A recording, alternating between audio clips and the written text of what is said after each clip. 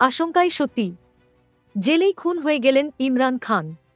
যদিও ইমরান খানকে জেলের ভেতরে আইএসআই হত্যা করেছে, এই খবরে সারা বিশ্ব এখন তোলপাড়। প্রাক্তন প্রধানমন্ত্রীর হত্যার খবর নিয়ে সোশ্যাল মিডিয়ায় তোলপাড়। সারা বিশ্ব দাবি করছে ইমরান খানকে জেলের ভেতরেই হত্যা করা হয়েছে, কিন্তু পাক মিডিয়া দাবি করেছে তিনি সুরক্ষিত ও সুস্থ।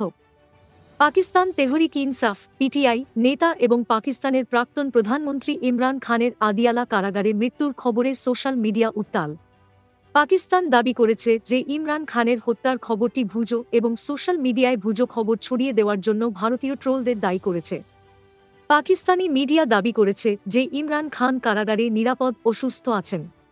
শনিবার সোশ্যাল মিডিয়ায় একটি খবর ছড়িয়ে পড়ে যে পাকিস্তানের প্রাক্তন প্রধানমন্ত্রী ইমরান খানকে তাদের গোয়েন্দা সংস্থা আইএসআই কারাগারের ভেতরে হত্যা করেছে। দাবি করা হচ্ছে যে ইমরান খানকে কারাগারের ভেতরে বিষ প্রয়োগ করে হত্যা করা হয়েছে। তবে পাকিস্তানি মিডিয়া এই খবরটি অস্বীকার করে দাবি করেছে যে এটি ভুজো।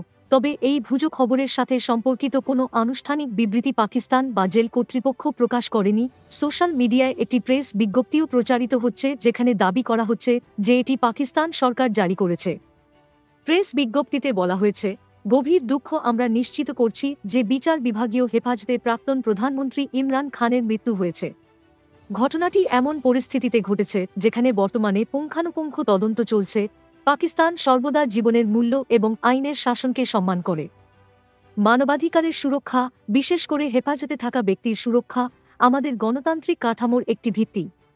সরকার একটি বিশ্বাসযোগ্য এবং নিরপেক্ষ তদন্ত নিশ্চিত করতে জাতিসংঘের সংশ্লিষ্ট মানবাধিকার সংস্থা এবং স্বাধীন পর্যবেক্ষকদের সাথে সক্রিয়ভাবে জড়িত। পাকিস্তান অবজারভার তার প্রতিবেদনে বলেছে যে নির্ভরযোগ্য সূত্র নিশ্চিত করেছে যে এই প্রতিবেদনগুলি মিথ্যা। প্রাক্তন প্রধানমন্ত্রী ইমরান খান বেঁচে আছেন এবং আদিয়ালা কারাগারে বন্দী রয়েছেন। তাছাড়া খান সক্রিয়ভাবে আইনি পথ অনুসরণ করেছেন। তার আইনি দলের মাধ্যমে